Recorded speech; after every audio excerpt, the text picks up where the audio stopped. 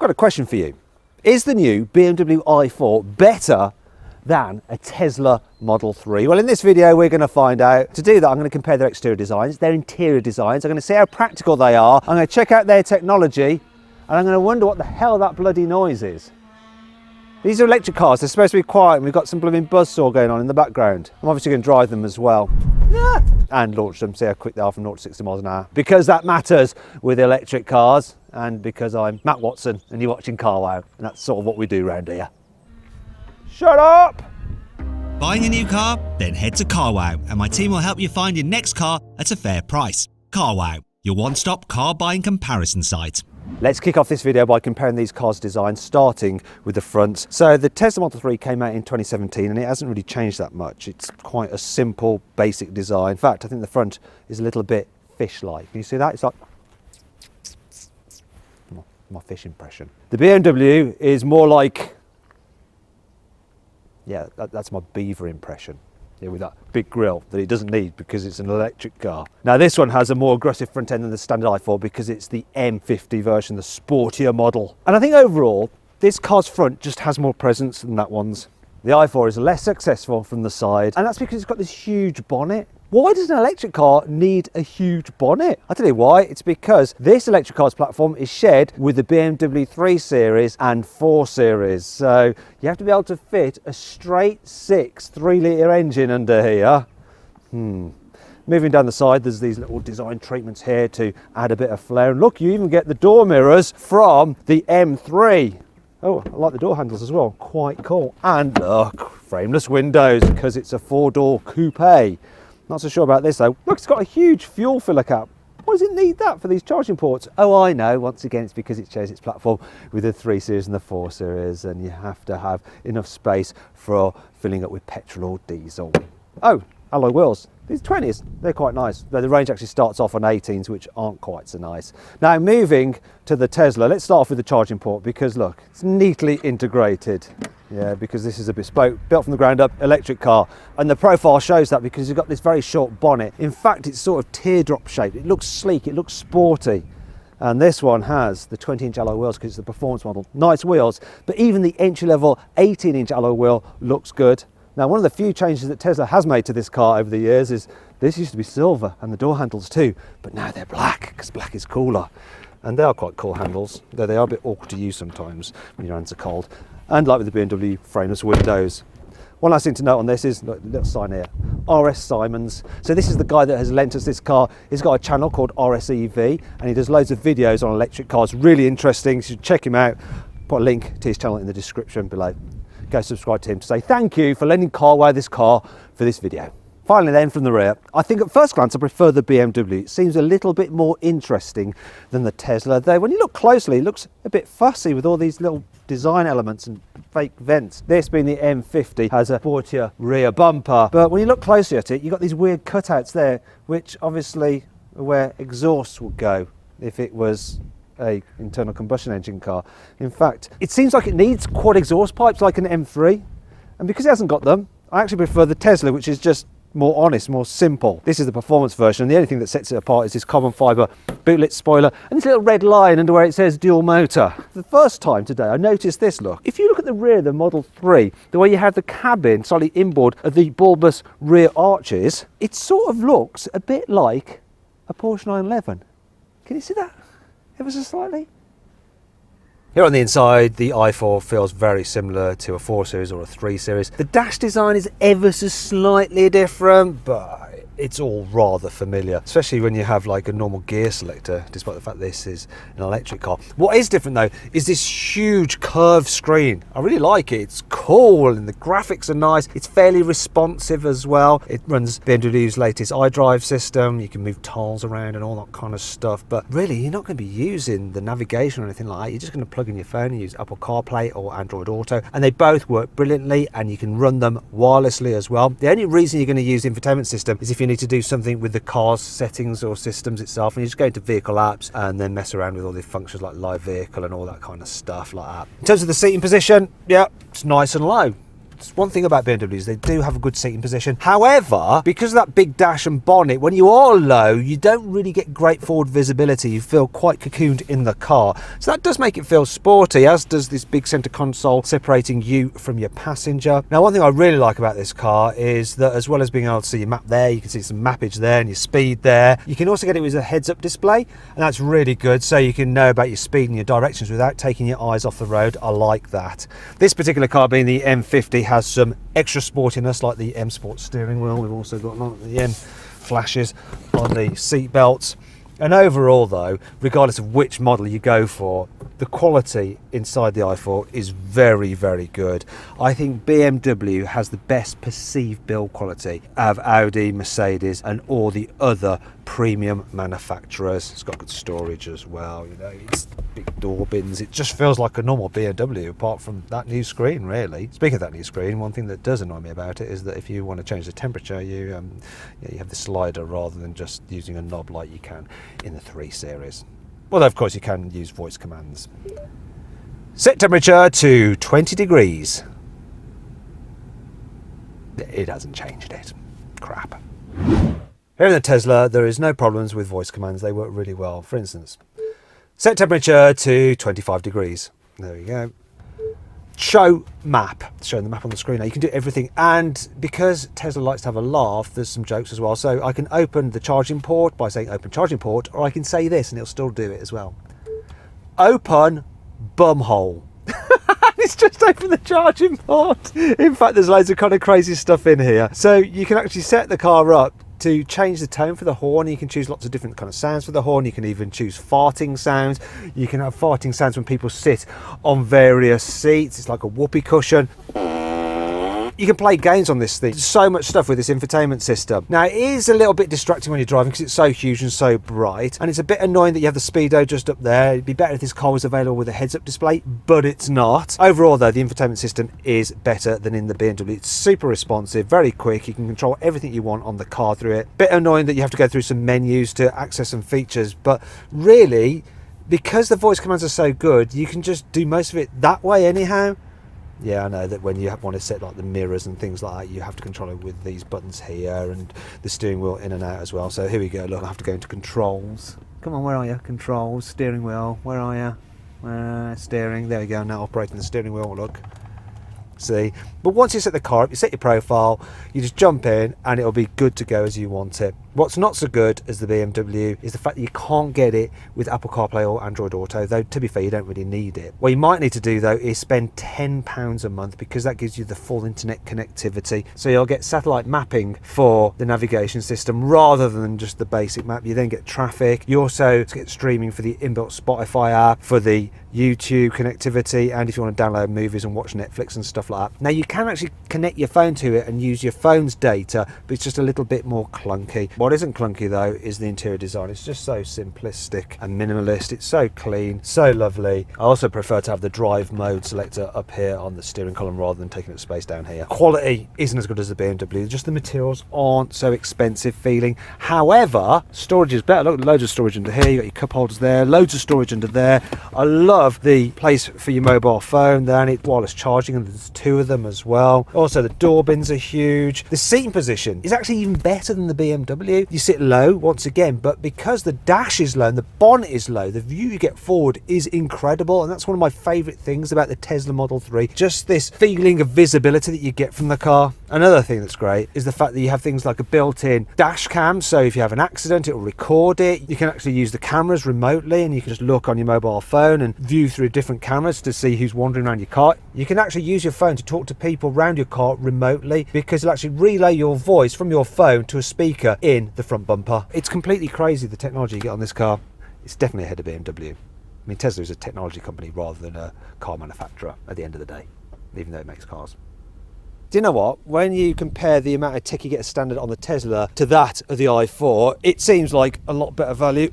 Oh dear, too much Christmas dinner. Anyhow, the starting price of this is low as well. It starts from £43,000. That starts from £52,000. This top of the range performance Model 3, £60,000. This top of the range M50i, £64,000. Now really, the Tesla, you don't have to fit any options to it. The only major one is the super clever automated autopilot thing where the car can drive itself, but you can't do that because it's not legal yet and blah, blah, blah. So it's pointless. As standard, you get a good auto cruise control, lane keeping assist and all that kind of thing. Want that on the BMW?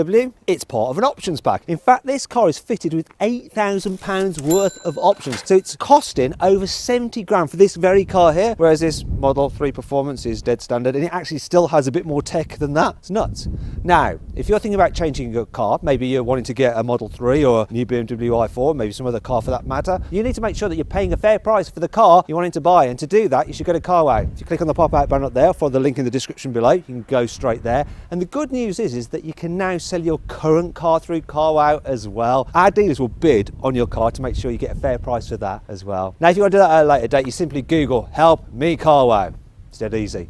Tell your friends and family about it as well. Here in the back seats, the Tesla is pretty good. There's loads of knee room. The headroom is all right. People over 6 foot will just about have enough space. I like the fact that it feels nice and light and air in here because you've got this glass roof. If I have one complaint, it's the fact that because the batteries are underneath the floor is quite close to the seat base, so you do feel like you're in a sort of squatting position, but there's not much under thigh support as a result. Still, you do have this flat floor, which means that when you have 3 in the back at once, everyone's got lots of space for their feet. Also, the body is reasonably wide, so there is enough shoulder room for 3 people, though it is a bit of a squeeze. What is annoying, the armrest, there's nothing to grab it, so you have to wedge your hand in there, and then when you put your arm there, the cup holders. There's also only a 2-way folding rear seat. You can't get a 3-way of folding, so you can't do any through loading. Another thing that's a bit annoying, ISOFIX anchor point. So when you're trying to fit a baby seat, it's really easy to get it in through the wide door, but trying to find the anchor points is just an absolute faff. However, once you've got a seat in, even the big bulky rear facing seats have plenty of room for manoeuvring, and because of those big rear doors, it's easy to deal with your baby. And the ISOFIX anchor points in the BMW i4 are much easier to get at because you have these flip-up covers. However, it's not quite as easy to get the baby seat through the doors in the first place because the door opening is narrower than in the Tesla. But once you do get it in, yeah, it's easier to just lock the seat in place. However, because there is slightly less room back here, when you are dealing with baby, once you've got that seat loaded, it is a little bit more tricky than in the Tesla, and overall it just doesn't feel quite as spacious back here. There's not quite so much knee room, and there's less headroom as well. People over 6 foot will start to touch their head on this roof lining. Also, if you need to carry 3 in the back at once, it just feels narrower. The body, it's more of a squeeze, and it doesn't help that you've got this big lump in the floor. Also, you have the same problem with the Tesla. Because the batteries are underneath the floor, then there's not as much of a gap between the floor and the seat as you would have in a normal 4 Series or a 3 Series, and so there's less under thigh support. It's also a bit dark in here because you haven't got the glass roof. Can't complain about this though. Look, there's a tab holding the armrest out, and BMW covers the cup holders. Yes, you can tell they've been making cars for longer. They thought about these things, and of course you get 3-way split folding seats, so there is through loading. Well done BMW, you pull some back in the end. Now let's move on to practicality and these cars' load lugging capabilities. So the boot capacity of the Tesla is 425 litres, which is pretty decent, and it's a nice big square boot, and there's lots of underfloor storage. Look at all that.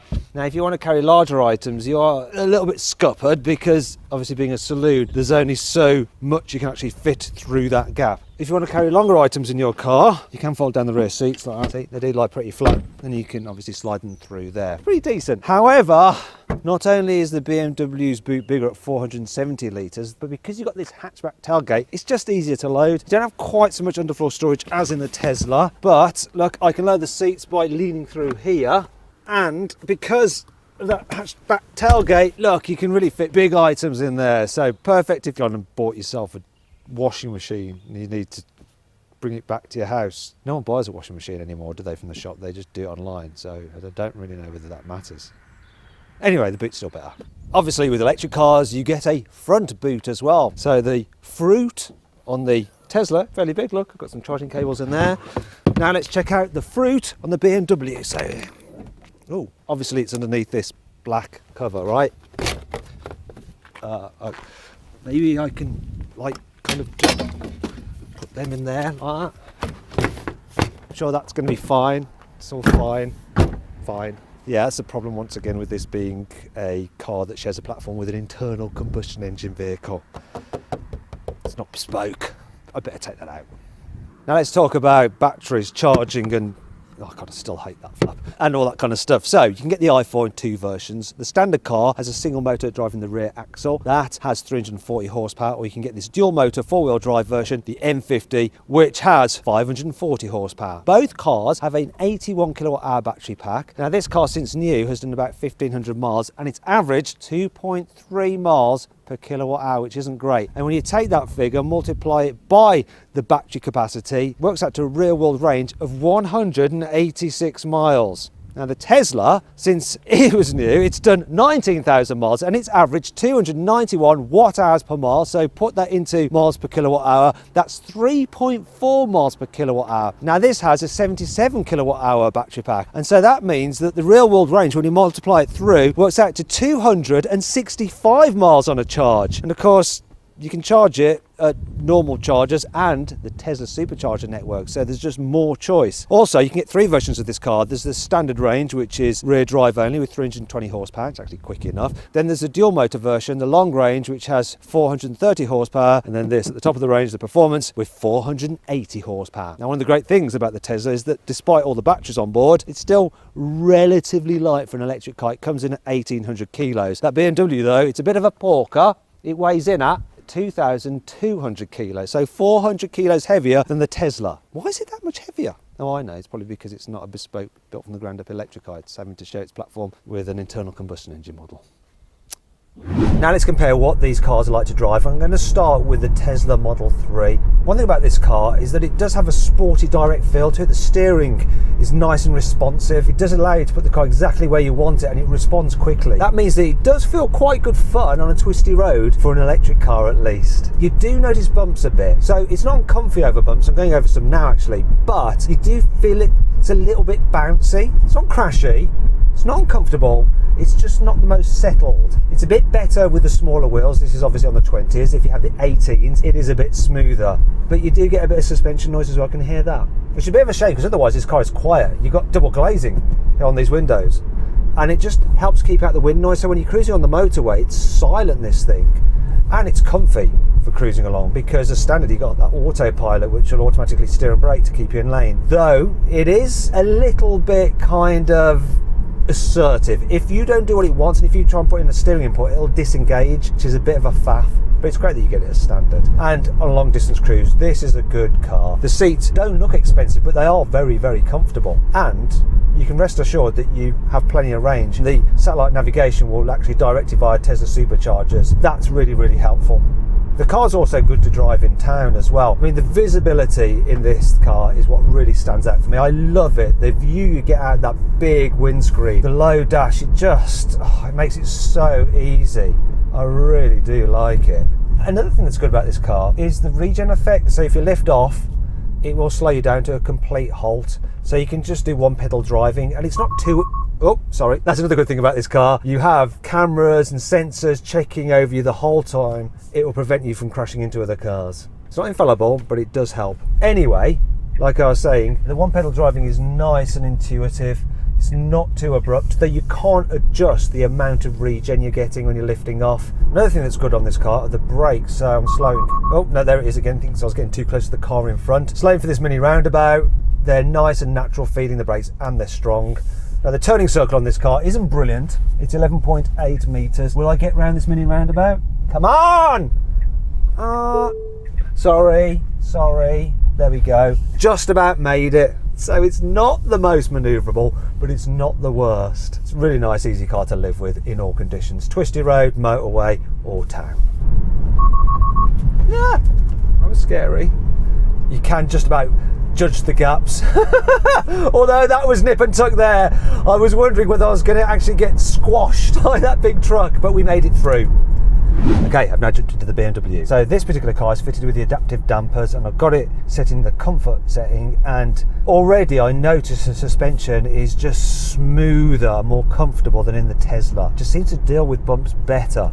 What's not quite so good though is the steering. Now BMWs are supposed to be the ultimate driving machine, but this car doesn't feel quite as responsive to steering inputs as the Tesla. Also, when you're going fast down a twisty road, it just feels a little bit looser. That's probably to do with the fact that it's 2.2 tons, which is a lot of weight for a car of this size. Another thing I've noticed with this, if I go into sporty mode, there we go, sports boost, there we are, and I put my foot down, I mean, this thing absolutely puts down all its torque instantly. And when it's a bit cold and slippery, then the tyres struggle for grip. Also, you get this jolt like that. Whereas the Tesla, it like builds its power a little bit better, a bit smoother, it bleeds it in. Makes you feel a little less sick.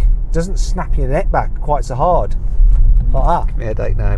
One thing that I'm surprised about with this BMW is that it's not quite as quiet when you're going quickly compared to the Tesla. So on the motorway, that's because you don't have double glazing as standard. It's still a quiet car, and you get less suspension noise because the suspension just seems a bit more sophisticated in this car. What's not quite as sophisticated though is the brakes. They seem a bit more grabby. Another thing that isn't so good is when you come into town. The visibility is pretty decent, but it's just not as good as the Tesla. I'm missing that huge windscreen, the low dash. This just feels more like a normal car. However, what you can do is alter the amount of regen braking. You can one pedal drive, it stops like the Tesla does, or just hit that and then it will roll to a stop a lot slower. You still get regen, but it's just not the same. It's taking ages to stop. But it's good that you have the option of choosing between the two settings. I prefer in town going for the brake mode. It just gives you more control over the car. One thing that is a little bit annoying about this car when you're driving around town is the fact that the turning circle is 12.5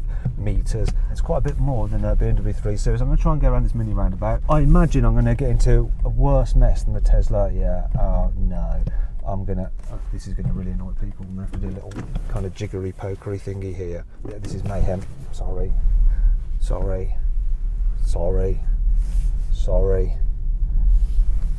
Why is the turning circle so much more than a 3 Series or a 4 Series? They're about like 11.5. This is a whole metre more. Now, one of the interesting things about this car is that it has more power than an M3. And it's certainly more responsive. But it doesn't make the noise like an M3 because it's electric, but BMW have tried to make up for that by working with composer Hans Zimmer, and he's created some special electrifying fun noises. So when you accelerate, you get that whoa noise, which adds to the drama and sounds very futuristic, but ultimately is a little bit silly and pointless. Finally then, it's time to see how quick these cars are from 0 to 60 miles an hour. I'm going to start off with the BMW. So let me set up my specialist timing gear. Here we go, launch control, let's do it. Launch control ready. Oh, struggling for grip. We're off now. Whoa, it feels pretty leery. That was struggling for traction. 4.2, can do better surely. Okay, second attempt, come on BMW, do better.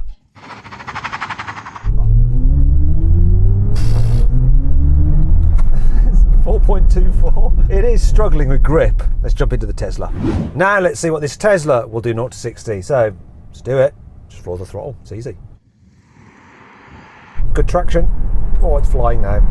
There we go. 3.67 seconds. So effortless, so easy. So the Tesla won that. However, what will happen in a drag race over a standing quarter mile? Which car will come out on top then? You want to find out? Of course you do. Now, I've already filmed that video, so if you click on the pop-out banner up there, I'll follow the link in the description, you can watch my drag race between a Tesla Model 3 Performance and the BMW i4 M50.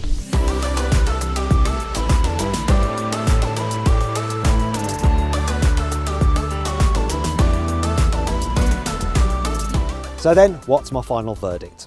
Well, I really like the i4. You know, it's comfortable, it's luxurious, it's got a premium feel to it, and it's quick. Problem is, it's not as efficient as the Tesla, and that really matters with an electric car. Also, you've got the supercharger network, which makes it easier to charge this car when you're going longer distances, and it's still a really good car to drive. Plus, you get loads of tech with it. It's better value for money than the BMW, and overall, the Tesla is the better electric car, and that's why it wins this test. I hope you'll enjoy the video. If you did, give it a like. If you didn't, Let me know some other head-to-head videos you'd like to see in the comments below. Click on those windows there for some more videos, and on that box there to go to Carwow to make sure you're paying a fair price for your next car.